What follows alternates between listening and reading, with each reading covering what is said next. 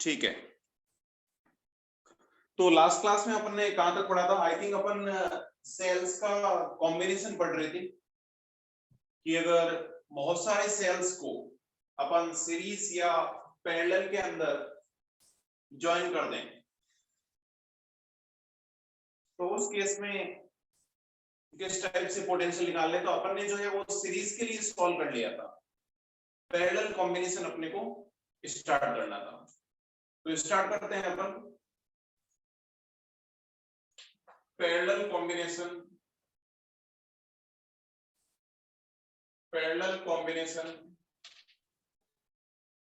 Of sales या battery, कुछ भी लिख लो। तो पैरेलल कॉम्बिनेशन किस टाइप से होता है इसको देखते हैं। पैरेलल कॉम्बिनेशन का मतलब सारे सेल्स को विद इंटरनल रेजिस्टेंस अपन ने पैरेलली एक दूसरे के साथ कंबाइन कर रखा है। तो उस सर्किट को अपन कोई छोटे सर्किट में कन्वर्ट करना चाहते हैं या सारे सेल की जगह एक इक्विवेलेंट सेल से रिप्लेस करना चाहते हैं। जैसे ये अपने पास कोई सेल है और ये सारे के सारे सेल जो है वो पैरेलली आपस में कंबाइंड है।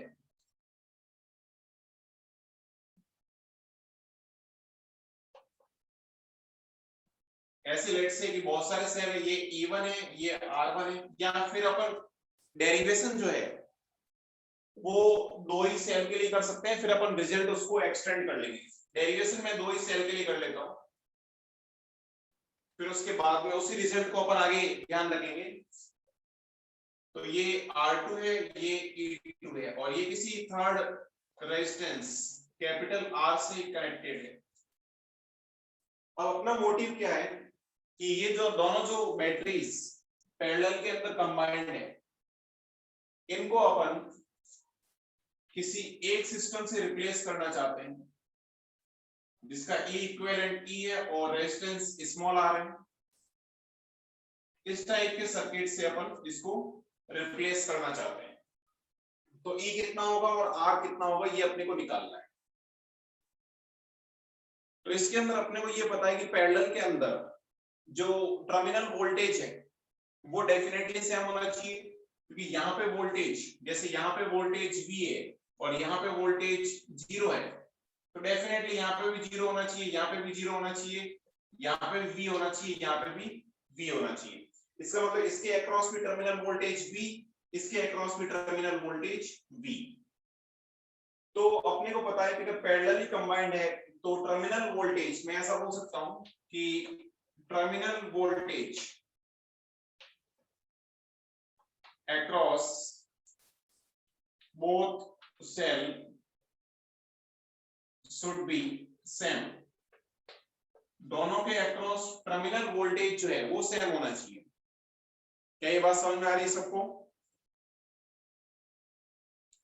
अपने को पता है ना भाई कि पैरेलल के अंदर टर्मिनल वोल्टेज सेम होता है। Yes sir. तो terminal voltage across both cell should be same. तो टर्मिनल वोल्टेज लिखता हूं मैं, इसके अक्रॉस कितना होगा, इस वो टर्मिनल वोल्टेज को V मान लेता हूं, तो इसके अक्रॉस हो जाएगा E1 minus I into R1। Second के अक्रॉस भी V होगा, E2 minus I into R2।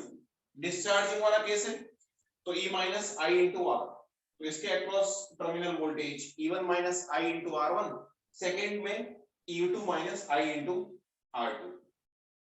ये अपन ने टर्मिनल वोल्टेज लिख लिया, ये फर्स्ट इक्वेशन बन गई, ये सेकंड इक्वेशन बन गई। अब अगर मैं इसके अक्रॉस टर्मिनल वोल्टेज लिखूंगा जो अपन ने इक्विवेलेंट लिखा है,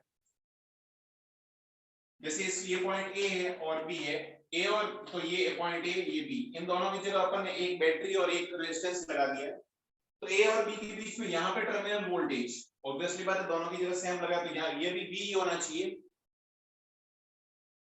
और ये यहाँ पे कितना होना चाहिए, E minus I into R। तो अब मैं इनको सॉल्व करके इससे कंपेयर कर लूंगा तो इक्विवेलेंट EMF और इक्विवेलेंट रेजिस्टेंस आ जाएगा। तो इन दोनों इक्वेशन को सॉल्व करते हैं।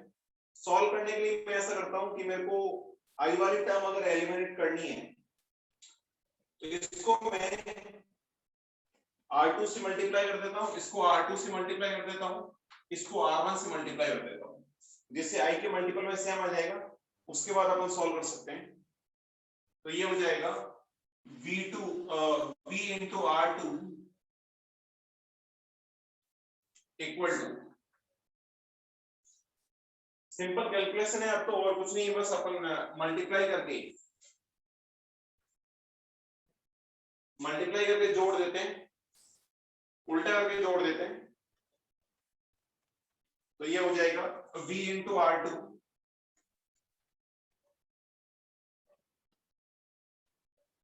और या जोड़ने से काम हो जाएगा क्या? ये चलो जोड़ लेते हैं, 1 + 2 कर लेता हूं, V into R2 plus V into R1 equal to, इसको R2 से मल्टीप्लाई कर देता हूं तो E1 into R2 minus I into R1 R2 plus E2 into R1 minus I into R1 R2। इसको थोड़ा सा सिंप्लीफाई करता हूं और इसको इस फॉर्म में लेके आ जाता हूं। तो ये सर सब्सट्रैक्ट करना पड़ेगा इन दोनों को। क्या हुआ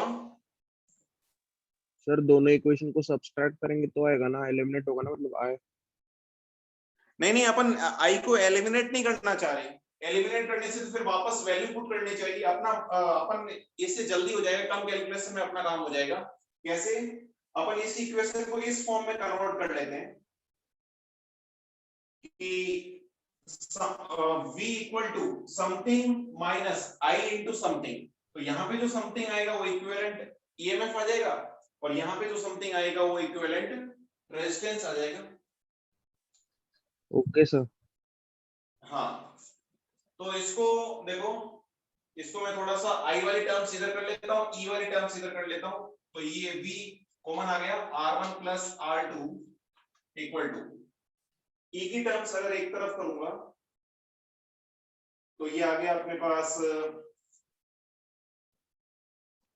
E1 R2 plus E2 R1 minus I into ये R1 R2 और ये भी R1 R2। तो ये आ गया अपने पास, I कॉमन ले लिया, minus I R1 R2 minus, तो क्या ये 2 हो जाएगा, I1 प्लस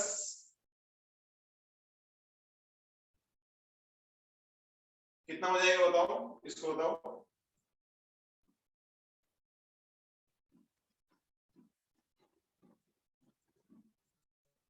तो -2 हो जाएगा। यहाँ पे अपन ने I यूज किया, करंट तो दोनों में अलग अलग होगी ना, करंट I1 और I2 यूज करना पड़ेगा ना, I1 into R1 I2 into R2। तो यहाँ पे थोड़ा सा अपन ने सब जगह I यूज कर लिया है, उसको मॉडिफाई कर लेता हूं मैं। तो ये I1 है और ये I2 है, तो ये हो गया minus I1 plus I2 into R1 R2, ये आ गया। R1 R2 कॉमन ले लिया तो अंदर बच गया, माइनस बाहर ले लिया, I1 प्लस I2 ऐसा आ गया। तो इसको मैं थोड़ा सा और सिंप्लीफाई करता हूं, तो ये हो गया V equal to R1 R2 से, R1 प्लस R2 से डिवाइड कर लेता हूं, तो E1 R2 plus E2 R1 divide by R1 plus R2 minus I1 plus I2 multiplied by R1 R2 upon R1 plus R2। बस अपना काम हो गया कि अपने पास इक्वेशन कुछ ऐसी आ गई कि V equal to something minus I1 plus I2 क्या है, I1 plus I2 actually total current यहां से जो निकली है, इधर करंट अपन ने I1 मान ली और इधर करंट I2 मान ली, तो I1 plus I2 actually total current ही है। इसका मतलब टोटल करंट के मल्टीपल में जो आ रहा है वो इक्विवेलेंट रेजिस्टेंस है, और ये जो है वो इक्विवेलेंट ईएमएफ का काम करेगा। इसका मतलब E इक्विवेलेंट कितना आ गया, E1 R2 plus E2 R1 upon R1 plus R2 और R इक्विवेलेंट कितना आ गया, ये आ गया R1 R2 upon R1 plus R2। या इसको अगर मैं, हाँ बोलो। बोर्ड बहुत ब्लर है। अभी सही से नहीं दिखाई दे रहा क्या? नहीं सर। आपका कनेक्शन बहुत लो है, बार बार स्क्रीन कम छोटा बड़ा हो रहा है। अच्छा ऐसा है क्या?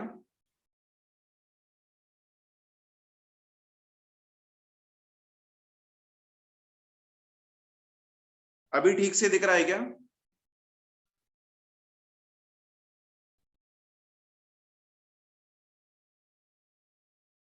सर वो बीच बीच में सर वो कनेक्शन इशू है। एक सेकंड, एक सेकंड।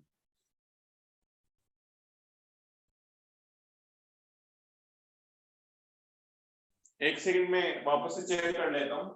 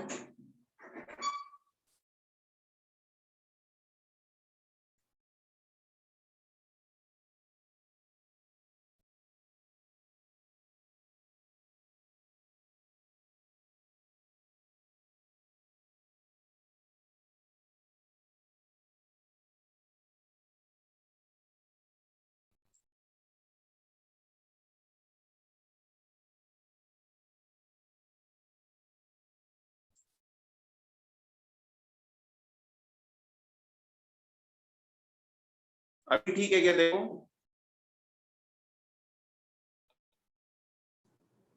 हाँ सर। अभी नहीं दे रहा है? नहीं सर, अभी भी ब्लर ही है। नहीं सर। सर आपका नेटवर्क बैंडविड्थ बहुत लो बता रहा है।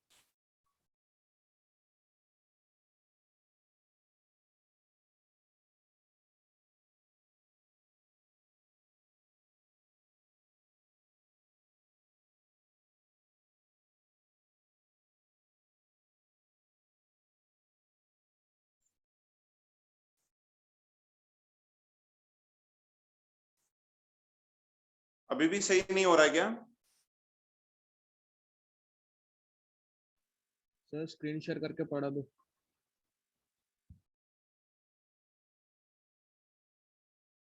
हेलो, थोड़ा ठीक हुआ है सर। अभी दिखाई दे रहा है कि नहीं दिखाई दे रहा है? दिखाई दे रहा है। ठीक है, तो हो सकता है थोड़ा सा मौसम की वजह से कनेक्टिविटी में दिक्कत आ रही हो, पता नहीं। यहाँ पे तो मेरे को तो नेटवर्क सही दिख रहा है, किस वजह से आ रहा है पता नहीं। सर स्क्रीन शेयर करके पढ़ा दीजिए ना। स्क्रीन शेयर करके कैसे पढ़ाएं बताओ? टैब यूज करना पड़ेगा फिर। हाँ चलेगा ना सर। अभी तो ये क्लास तो ले लेते हैं, उस नेक्स्ट क्लास में देखते हैं, ठीक है? नहीं एक्चुअली सर स्क्रीन शेयर पे कैसा है उसमें कम डेटा लगता है, मतलब ये इसके सिखाने के लिए। अभी आप पूरा वीडियो हाँ भेज रहे हो ना हमको, तो उसमें सिर्फ वो हाँ वो, स्क्रीन शेयर होता है, तो कम अरे डेटा वो पे भी समझ अच्छा गया, चलता है। अरे वो समझ गया, लेकिन जो एक्चुअली टैब के लिए अभी थोड़ी सी प्रॉब्लम है। टैब तो है बट वो पेन अभी वर्क नहीं कर रहा, तो अभी नया मंगाया है। यहाँ पे एक्चुअली लॉकडाउन की वजह से बहुत दिक्कत हो रही है, तो इस वजह से अभी पेन अवेलेबल नहीं है, तो थोड़ा सा अपने को टैब पे लेने में दिक्कत है। बाकी मुझे भी पता है कि टैब पे ज्यादा कन्वीनियंट है, बट अभी क्या है कि मजबूरी में अपन अपने को लेना पड़ रहा है, ऐसी दिक्कत है। ठीक है सर, उस फिर अभी कंटिन्यू कर लो जब तक चलता है तब तक। हाँ वही, तो अभी ठीक है क्या? अभी अच्छा आ रहा है सर पिक्चर। ठीक है। हाँ, तो पैरेलल कॉम्बिनेशन ऑफ सेल्स अपन पढ़ रहे थे। देखो देखो है ना, मैं वापस से बता देता हूँ, ये डेरिवेशन अपने कुछ भी काम का नहीं है, बस जस्ट इंफॉर्मेशन के लिए मैंने बता दिया। बट आगे से अपने को डायरेक्टली ध्यान रखना है कि ई इक्विवेलेंट, अच्छा इसको मैं ऐसे भी तो लिख सकता हूँ, ई इक्विवेलेंट को मैं ऐसे लिखूं, ई इक्विवेलेंट को क्या E1 अपॉन R1, ई इक्विवेलेंट को अगर मैं थोड़ा सा सिंप्लीफाई करूं, क्या ये E1 upon R1 plus E2 upon R2 divide by 1 upon R1 plus 1 upon R2 है? क्या यही वैल्यू इसके इक्वल है?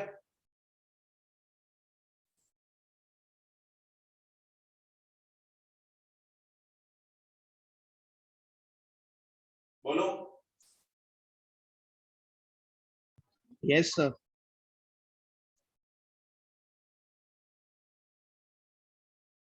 ऐसे कैसे? क्या R इक्विवेलेंट जो है, क्या 1 upon R1 sorry 1 upon R equivalent equal to 1 upon R1 plus 1 upon R2 के इक्वल है? हाँ सर।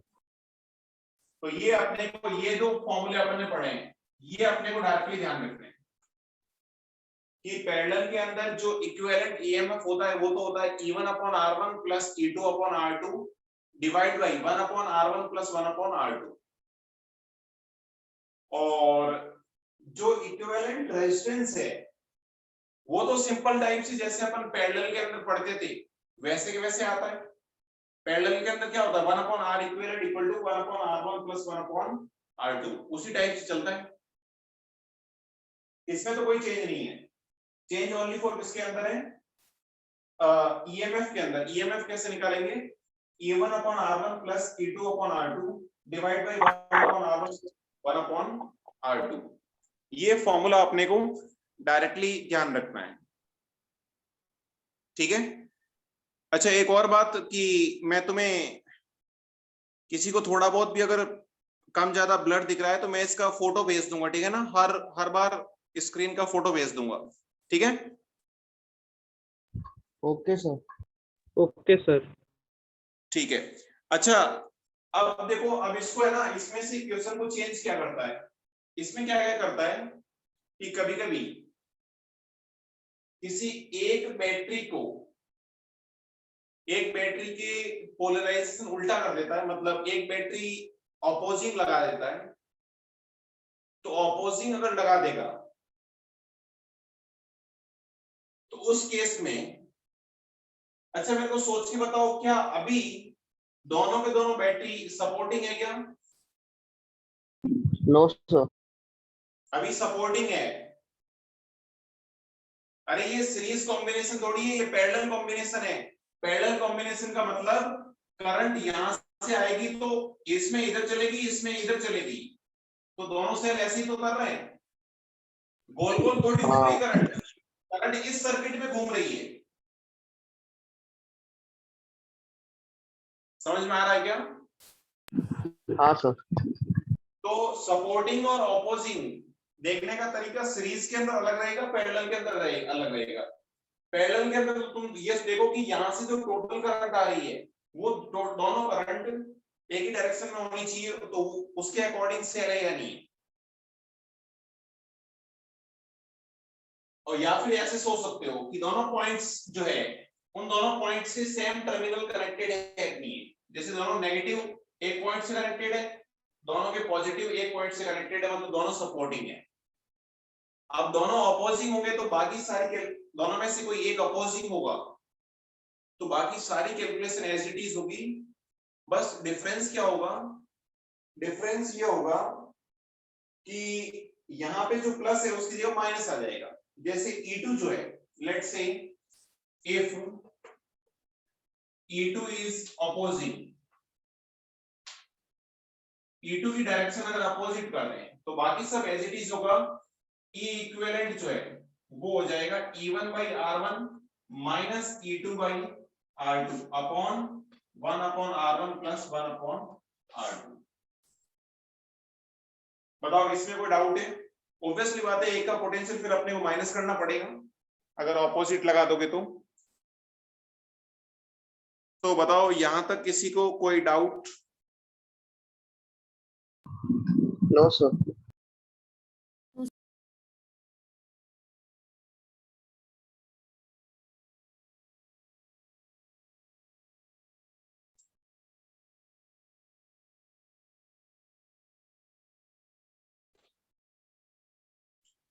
ठीक है, तो मैं स्क्रीनशॉट ले लेता हूं, उसके बाद आगे कंटिन्यू करते हैं अपन।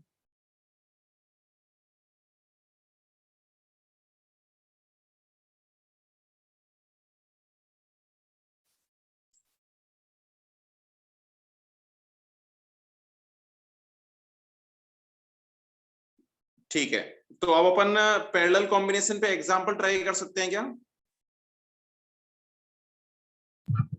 Yes sir. ठीक है, तो इसको मैं रफ कर देता हूं।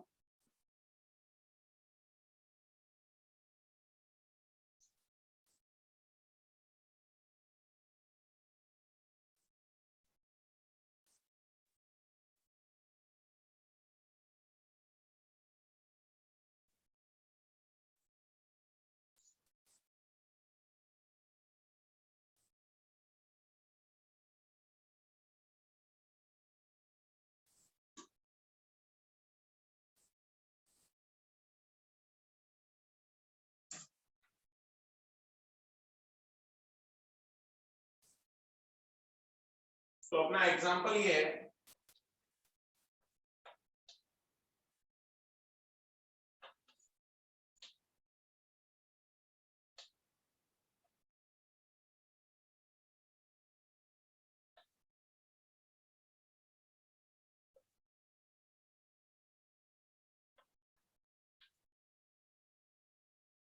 अपने को निकालनी है करंट इन 2 ओम। 2 ओम के अंदर करंट कितनी होगी ये अपने को सॉल्व करना है। सिंपल सा क्वेश्चन है, सब लोगों से हो जाना चाहिए। पैरेलल के अंदर 2 सेल अपन ने लगा रखे हैं और 2 ओम के अंदर करंट कितनी आएगी ये अपने को सॉल्व करना है।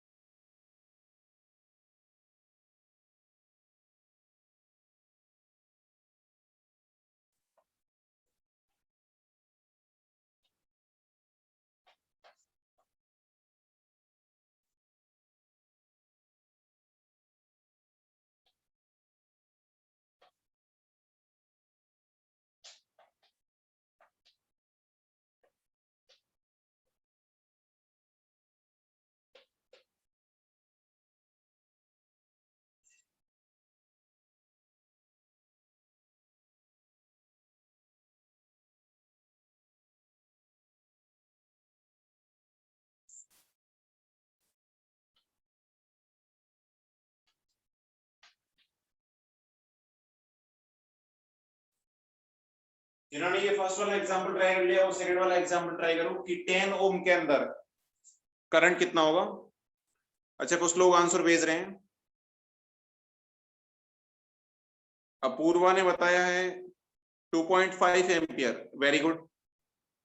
बाकी लोग भी ट्राई करो।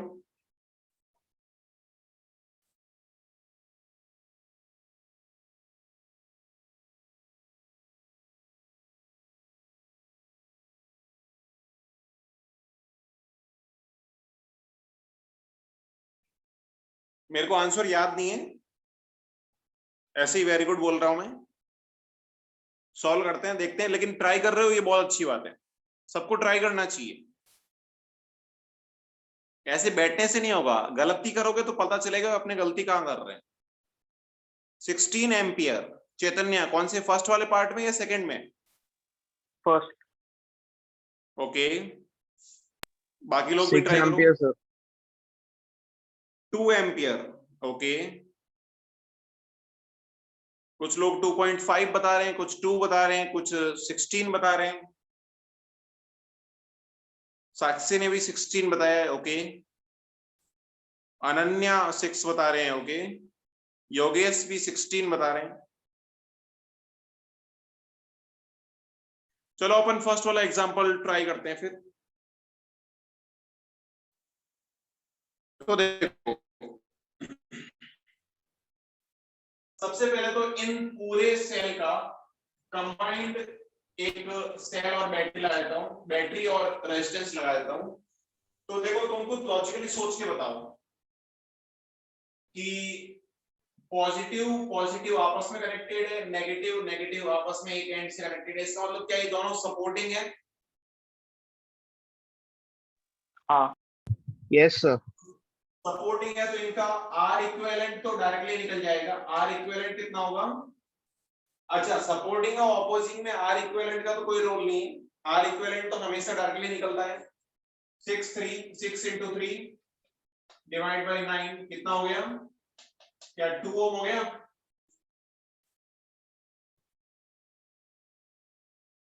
अब इसका इक्विवेलेंट ईएमएफ निकालता हूं तो वो होता है, ई इक्विवेलेंट होता है E1 upon R1 plus E2 upon R2 divide by 1 upon R1 plus 1 upon R2।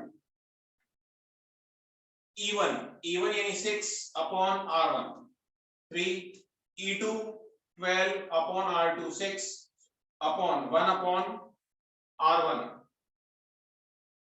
R1 कितना है? 3 plus 1 upon R2 यानी 6। तो ये आ गया अपने पास 6/3 2 12/6 2 4 डिवाइड बाई, ये हो गया 6 + 3 9 अपॉन 6 into 3।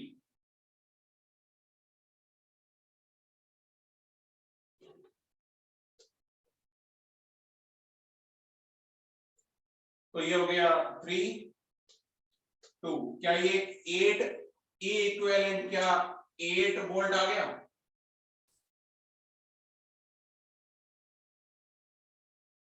क्या इक्विवेलेंट जो ईएमएफ है 8 वोल्ट आ रहा है क्या?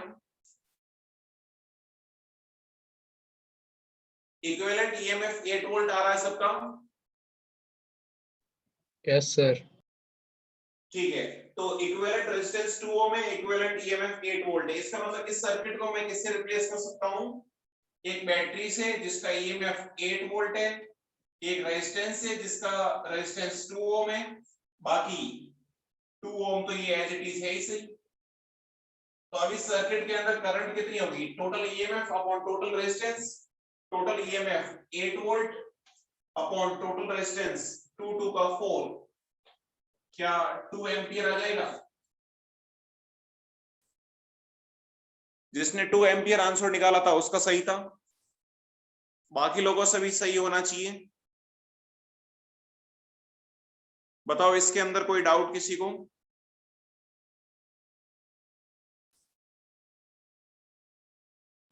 सर हाँ बोलो।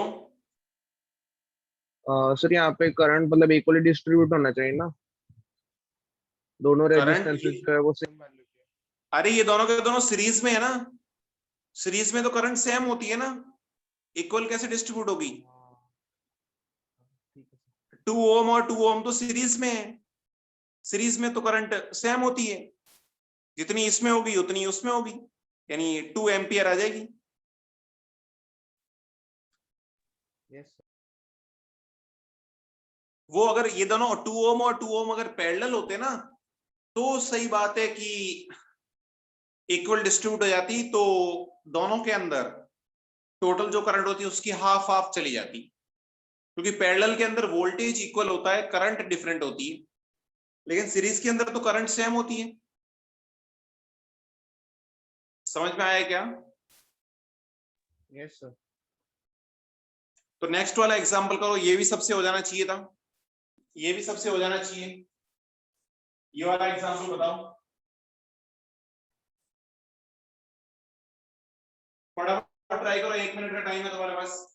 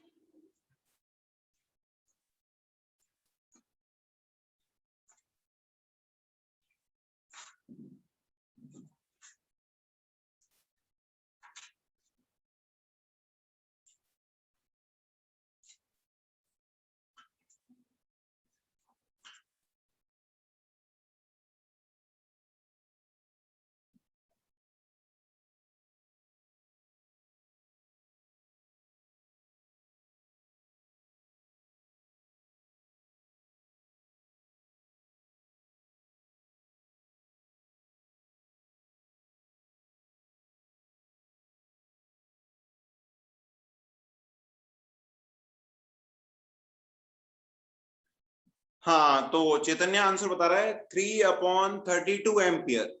ओके, बाकी लोग भी ट्राई करो।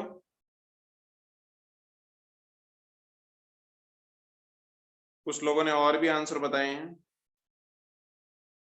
ओके, अनन्या ने बताया है, सुयास ने भी बताया है, कुछ लोगों ने 3/50 बताया है। ठीक है, चलो अपन ट्राई करते हैं फिर। तो देखो,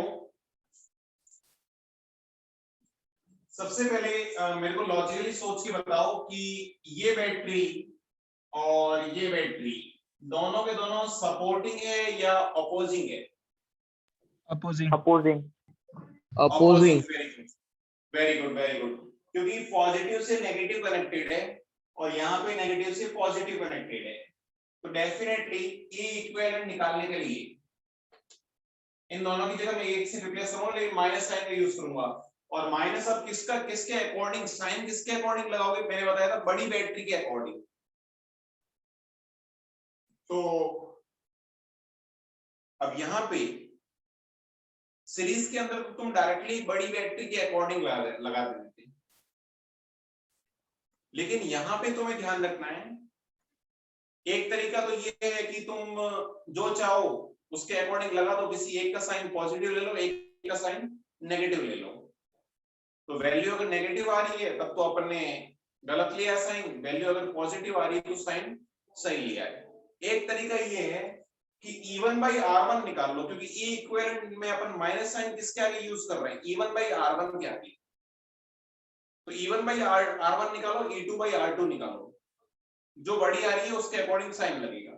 तो इसके लिए E1/R1 कितना आएगा बताओ?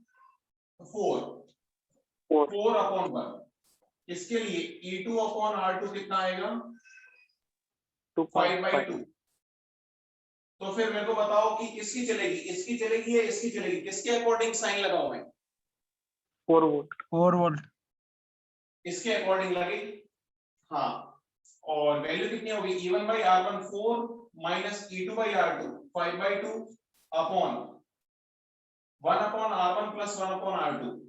तो 1/R1 मतलब 1 प्लस 1/R2 यानी 1/2। तो ये कितना आ गया बताओ? ये आ गया 8 माइनस 5 3/2 डिवाइड बाई 3/2। क्या E इक्विवेलेंट 1 वोल्ट आ गया क्या? Yes sir. 1 वोल्ट आ गया।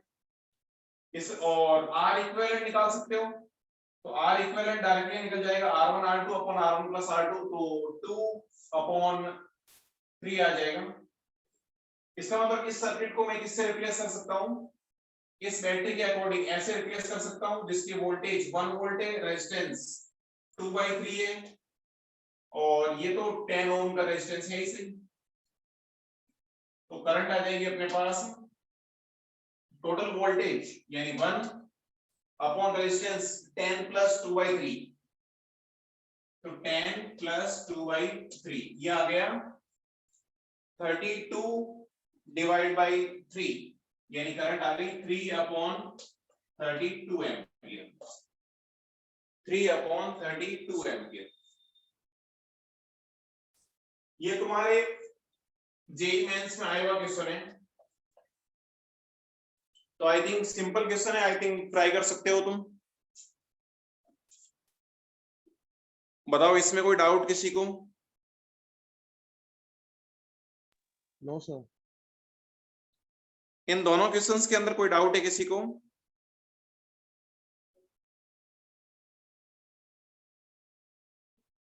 अरे बोलो। नहीं सर। नो ठीक है, सर। तो अपन आगे बढ़ते हैं फिर।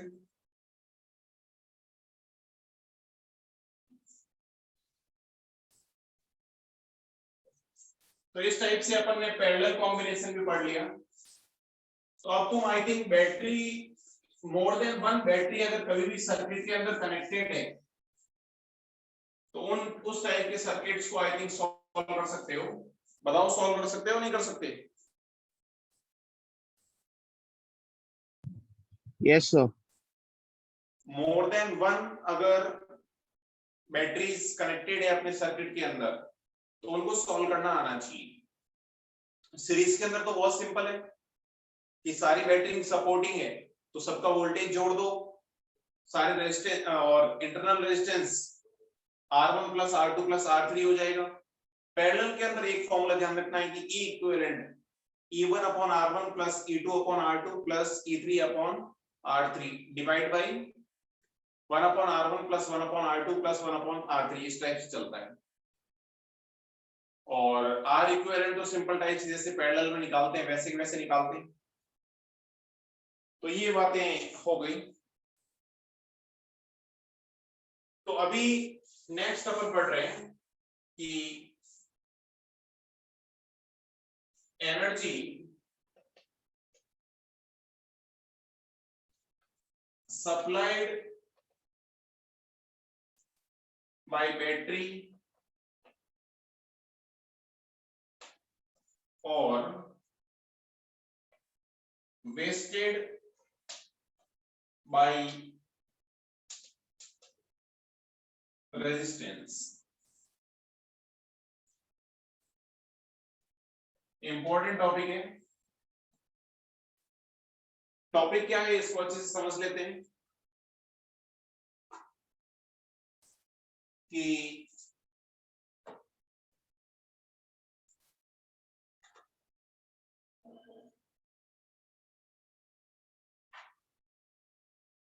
अच्छा अपन यहां पे ये रेजिस्टेंस सर्किट की बात कर रहे हैं। रेजिस्टेंस सर्किट का मतलब ओनली फॉर उन्हीं की बात कर रहे हैं जिसके अंदर बैटरी के अलावा और कोई भी सिस्टम कनेक्टेड नहीं है, ओनली फॉर रेजिस्टेंस है। अच्छा मैं थोड़ा सा हिंट बता देता हूं, वैसे अपन आगे पढ़ेंगे कि सबका यूज क्या होता है। जैसे जो रेजिस्टेंस होता है ये एनर्जी वेस्ट करता है, इसका काम एनर्जी वेस्ट करना होता है। बैटरी का काम एनर्जी सप्लाई करना होता है। कैसे कैसे आगे अपन पढ़ेंगे। कैपेसिटर, तुम रिपीटर के स्टूडेंट हो इसलिए तुम्हें पता है सबको, इसलिए मैं डायरेक्टली बता देता हूं। आगे अपन पूरा चैप्टर ही पढ़ेंगे कैपेसिटर। बताओ कैपेसिटर का काम क्या होता है। एनर्जी को लो Store पोटेंशियल पे स्टोर करना। एनर्जी को स्टोर करता है। रेजिस्टेंस एनर्जी को वेस्ट करता है, बैटरी एनर्जी सप्लाई करती है और ये एनर्जी स्टोर करता है। तो ये कुछ और जैसे जैसे नए नए इंस्ट्रूमेंट और भी पढ़ेंगे अपन कि इंडक्टर क्या होता है या ये सारी चीजें, वो जैसे जैसे अपन पढ़ते जाएंगे वैसे वैसे समझते जाएंगे। अभी इतना पता होना चाहिए कि कैपेसिटर एनर्जी स्टोर करता है, बैटरी एनर्जी सप्लाई करती है, रेजिस्टेंस एनर्जी वेस्ट करता है। तो अभी अपन only for only resistance circuit के लिए जिसमें बैटरी के अलावा ओनली फॉर रेजिस्टेंस कनेक्टेड है, जैसे इस टाइप से, जैसे ये R रेजिस्टेंस है और ये बैटरी से कनेक्टेड है, ऐसा कोई सर्किट है। तो इस केस के अंदर बैटरी कितनी एनर्जी सप्लाई कर रही है और रेजिस्टेंस कितनी एनर्जी वेस्ट कर रहा है, ये अपने को पढ़ना है। तो एक्चुअली इसकी थोड़ी सी अगर अपन डिटेल में मैकेनिज्म पढ़ें तो जैसे इसको मैं ऐसे बना देता हूं। एक्चुअली रेजिस्टेंस ऐसा ही होता है, ये तो बस बनाने का तरीका होता है कि रेजिस्टेंस का मतलब बीच में बहुत सारे हर्डल्स होते हैं। एक्चुअली सिस्टम ऐसा होता है, एक वायर ही तो होता है। जैसे ये अपने पास कोई वायर है, थोड़ा सा मैंने मोटा बना लिया समझने के लिए, और इससे कोई बैटरी कनेक्टेड है और इस बैटरी का वोल्टेज V है। तो होता क्या है कि जैसे ही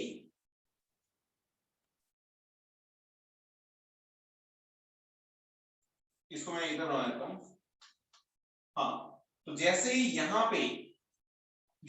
पे वोल्टेज V वोल्टेज है, तो यहाँ पे वोल्टेज लेट से V1 है और यहाँ पे वोल्टेज V2 है। अपने को पता है कि इनका वोल्टेज डिफरेंस डेल्टा V जो है वो V के इक्वल है। तो देखो जैसे यहाँ पे कोई Q चार्ज है,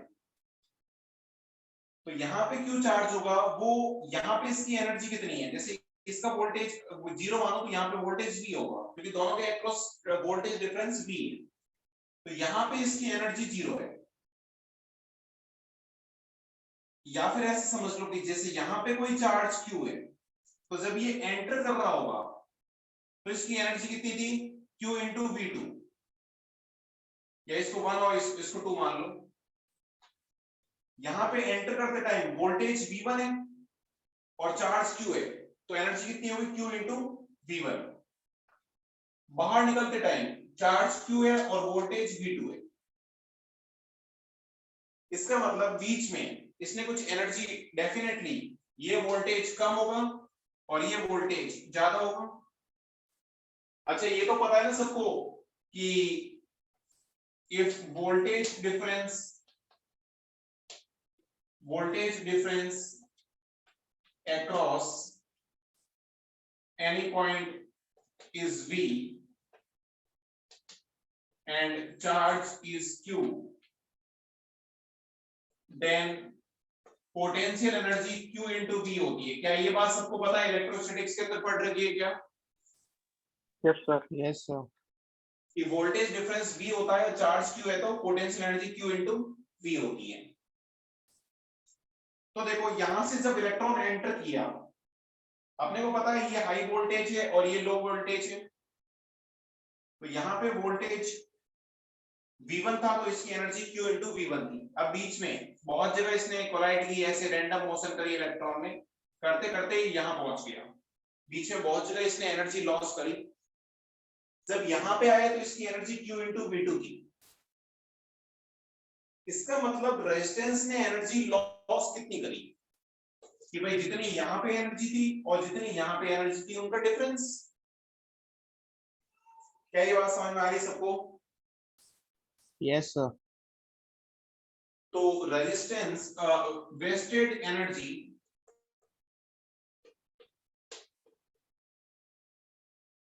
बाय रेजिस्टेंस, कैपिटल ये इसको रेजिस्टेंस लेट से कि R है, रेजिस्टेंस R ने कितनी एनर्जी वेस्ट करी, वो हो जाएगी initial energy Q into V1 थी minus final energy Q into V2 थी, तो ये आ गई Q इंटू डेल्टा V। और डेल्टा V क्या है, V। इसका मतलब एनर्जी वेस्टेड जो है वो आ गई अपने पास Q into V।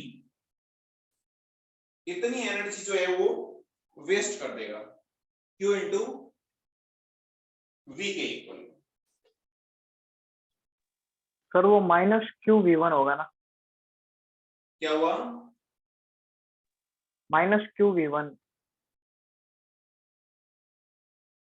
Minus QV1 क्यों? सर वो तो कम है वैल्यू, QV2 की वैल्यू ज्यादा है ना, तो वो पहले है। Q इंटू V1 ज्यादा है ना,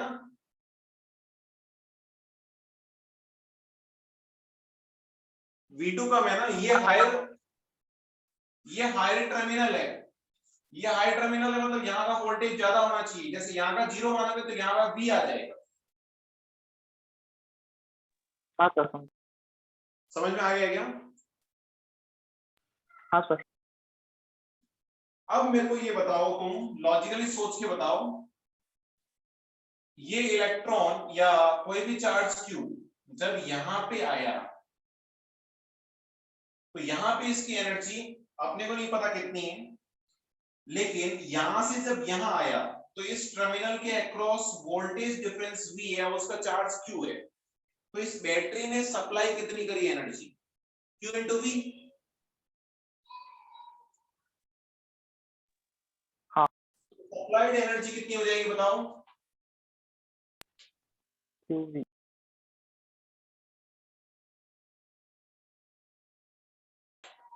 क्या Q इंटू V होगी?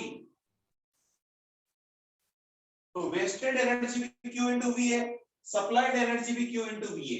इसका मतलब हर बार ऐसा ही होता है इलेक्ट्रॉन ने जितनी एनर्जी बैटरी से ली वो एक राउंड लगाने के अंदर पूरी की पूरी वेस्ट कर देता है। फिर वापस जब नेगेटिव टर्मिनल के पास आता है उसकी एनर्जी जीरो हो जाती है। फिर battery Q into V supply करती है, फिर Q इंटू वी वो वेस्ट कर देता है, फिर Q इंटू वी उसने सप्लाई करी, फिर से Q इंटू वी उसने वेस्ट कर दी। हर राउंड के अंदर ऐसा ही होगा। बैटरी रेजिस्टेंस जो है वो हर राउंड के अंदर Q into V energy battery तो सप्लाई करेगी और रेजिस्टेंस हर राउंड के अंदर Q into V energy waste कर देगा। क्या ये बात समझ में आ रही है?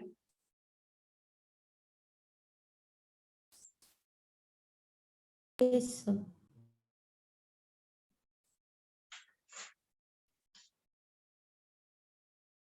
तो ये हमेशा ध्यान रखना है कि हर राउंड के अंदर जितनी एनर्जी तुम सप्लाई करोगे रेजिस्टेंस को, रेजिस्टेंस उतनी ही एनर्जी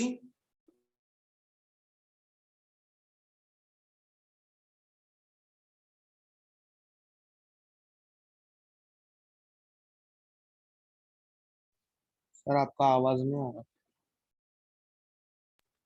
वीडियो भी पॉज हो गई सर। पॉज है क्या? अभी ठीक। अभी ठीक है ना?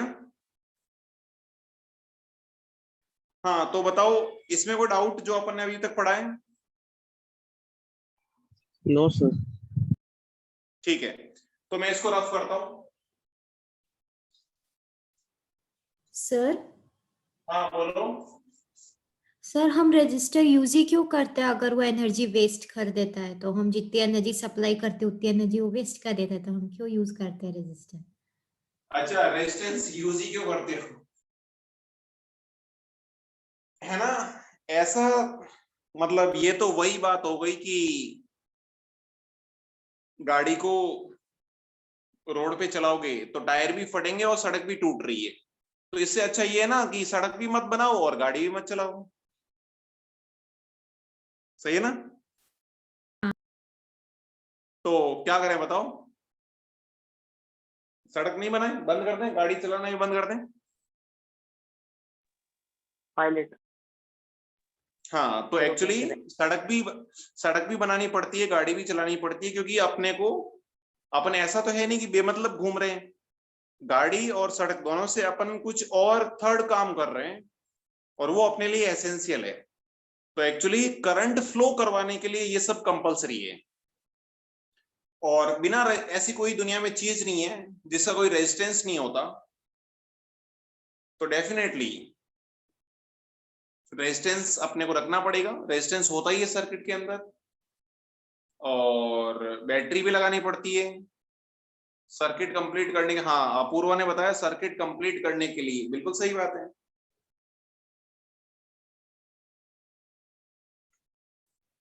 सर फिर सुपर कंडक्टर को भी रहता है रेजिस्टेंस?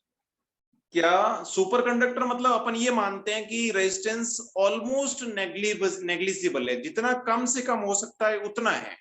बट ऐसी दुनिया में कोई चीज बनी नहीं आइडियली कि जिसके पास बिल्कुल भी रेजिस्टेंस नहीं हो। तुमको सोचो ना यार कि तुमने सड़क स्मूथ बना ली, स्मूथ बना ली, स्मूथ बना ली, बहुत स्मूथ बना ली, लेकिन क्या तुम ऐसी कोई सड़क बना सकते हो जिसके ऊपर बिल्कुल भी जो है फ्रिक्शन बिल्कुल जीरो हो? ऐसी कोई सरफेस नहीं बना सकते। और ऐसी अगर तुमने बना ली तो फिर गाड़ी चलाना ही मुश्किल हो जाएगा। मतलब आइडियल चीज अपन नहीं कर सकते। सड़क को तो वैसे जानबूझ के अपन रफ ज्यादा बनाते हैं ताकि फ्रिक्शन रहे, बट अपने कहने का मतलब ये है कि तुम किसी भी चीज को आइडियल नहीं बना सकते, कम कर सकते हो, एरर को मिनिमाइज कर सकते हो, बट जीरो नहीं कर सकते। सुपर कंडक्टर का मतलब सारे कंडक्टर में उनकी कंडक्टिविटी सबसे ज्यादा होती है, बट इसका मतलब ये नहीं है कि उनमें रेजिस्टेंस बिल्कुल भी नहीं होता। सही है ना? Yes sir. ठीक है तो ये तो बातें हो गई अपने पास एनर्जी की। तो अपने को पता है कि रेजिस्टेंस जो है, resistance energy Q into V जितनी जो है वो जो है एनर्जी वेस्ट कर देता है, बैटरी इतनी सप्लाई करती है इतनी वेस्ट कर देता है। तो ये अपने को ध्यान रखना है कि in a resistance circuit,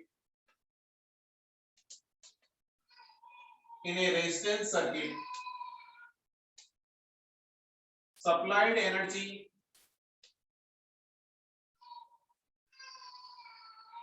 by battery should be equal to wasted energy by resistance. जितनी तुम सप्लाई करते हो उतनी वो वेस्ट कर देता है, ठीक है।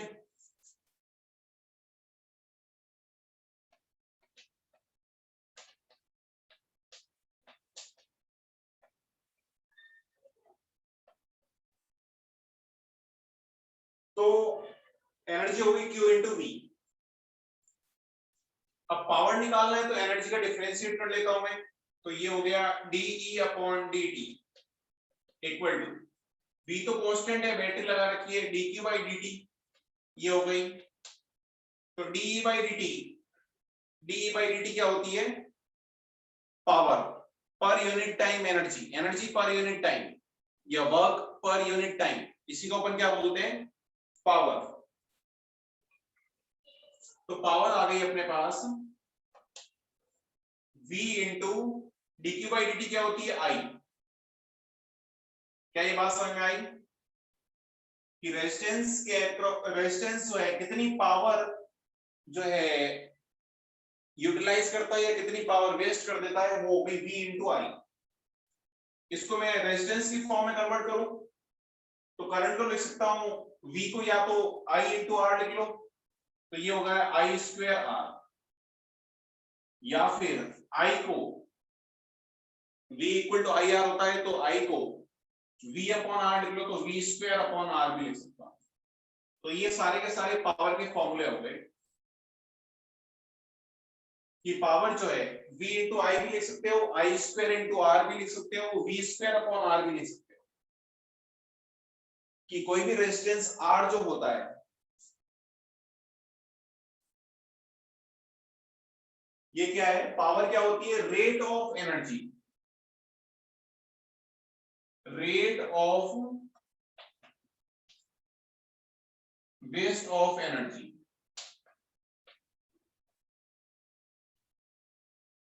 Bye resistance. रेजिस्टेंस जो है रेट ऑफ एनर्जी, उसी को पावर बोलते हैं। तो इतनी पावर जो है, इतनी एनर्जी इस रेट से वेस्ट कर देता है, ये अपने को ध्यान रखना है, ये अपने को ध्यान रखना है, डायरेक्टली ध्यान रखना है अपने को, ठीक है। पावर जो होता है वो V इंटू आई होता है, या आई स्क्वायर आर होता है, या V square R, V square upon R होता है। अब कभी कभी क्या होता है, पावर से अपने को वेस्टेड एनर्जी निकालनी होती है, तुमसे वो पावर गिवन होता है और वेस्टेड एनर्जी निकालनी होती है। तो पावर क्या होता है? डी बाई डी, या ये सारे फॉर्मूले। अब इसके अंदर अगर करंट कांस्टेंट है, करंट अगर कांस्टेंट है, if I equal to constant, तब तो तुम वेस्टेड एनर्जी डायरेक्टली निकाल सकते हो। कैसे? करंट कांस्टेंट है तो पावर को डिफरेंस मतलब डिफरेंशिएट करने की जरूरत नहीं है, D by D T, E upon T, यही पावर हो गई। तो अगर मेरे को पावर गिवन है तो पावर इनटू टाइम कर दूंगा तो ई लॉस आ जाएगा। ई लॉस कैसे निकालोगे? अगर करंट कांस्टेंट है तो चाहे I square R into D T कर दो, इंटू टी कर दो, या फिर V square upon R into T कर दो, या V into I into T कर दो, डायरेक्टली टी का मल्टीप्लाई कर दो। करंट वेरिएबल है, टाइम डिपेंडेंट है, तो फिर अपने को डिफरेंशिएट करना पड़ेगा, सॉरी इंटीग्रेट करना पड़ेगा, क्योंकि एनर्जी से पावर निकालनी है तो डिफरेंशिएट करना पड़ रहा है। तो पावर से एनर्जी निकालनी है तो कैसे निकालोगे? इंटीग्रेट करना पड़ेगा। कैसे करोगे? I square R into I square R into D हो गया। सर तो वीडियो बताओ पॉज ये हो चीज गई। समझ में आई कि नहीं आई जो मैंने अभी लिखी है? सर वीडियो तो अभी मैंने चीज लिखी है, ये समझ में आई कि नहीं आई?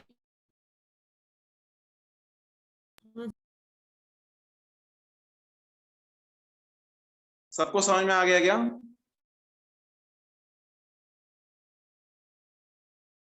चलो मैं इस पे बेस्ड एक एग्जांपल करते हैं अपन, तो और ज्यादा चीजें क्लियर हो जाएगी तुम्हारे पास। ठीक है, तो अपन ने एक छोटा सा एग्जांपल करते हैं।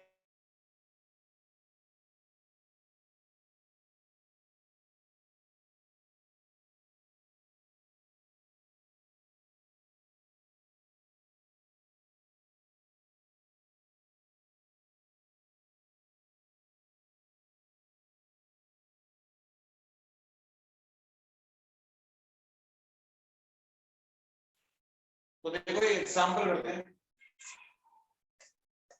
सिंपल सा एग्जांपल है, सबसे हो जाना चाहिए। जैसे ये रेजिस्टेंस है अपने पास और ये 10 ओम का है और 20 वोल्ट की मैंने बैटरी लगा दी। तो मेरे को बताओ सबसे पहले कि rate of energy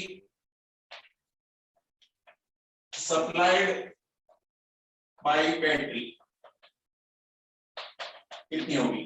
rate of energy supplied by battery कितनी होगी, ये निकालो फटाफट।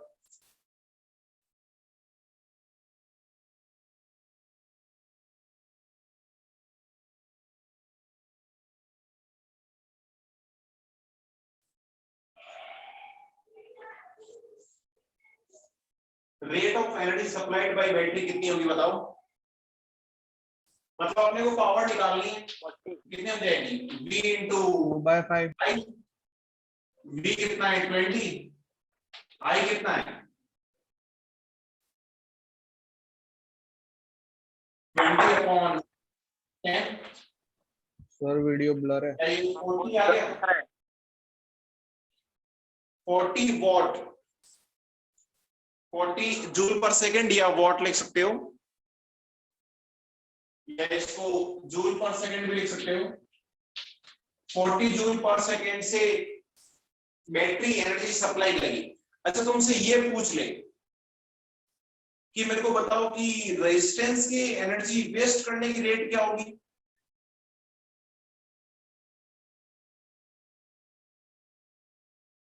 बताओ।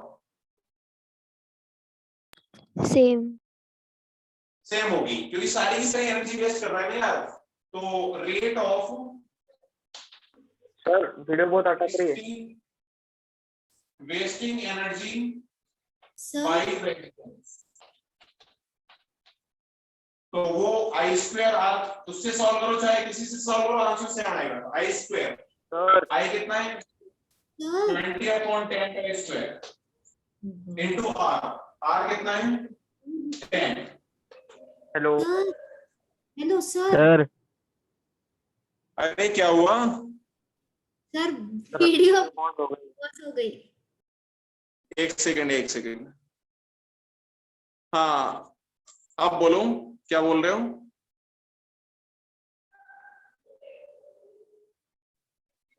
वीडियो आवाज आपके नहीं आ रही क्या नेटवर्क में मेरी? प्रॉब्लम है।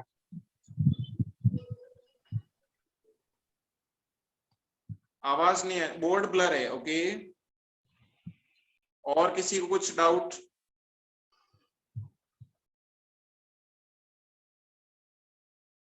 दिखाई दे रहा है या दिखाई भी नहीं दे रहा? सर दिखाई दे रहा है लेकिन ब्लर है। चलो अपन ये एग्जांपल कर लेते हैं, उसके बाद फिर नेक्स्ट क्लास में ही देखते हैं। ये एग्जांपल कंप्लीट कर लेते हैं एटलीस्ट।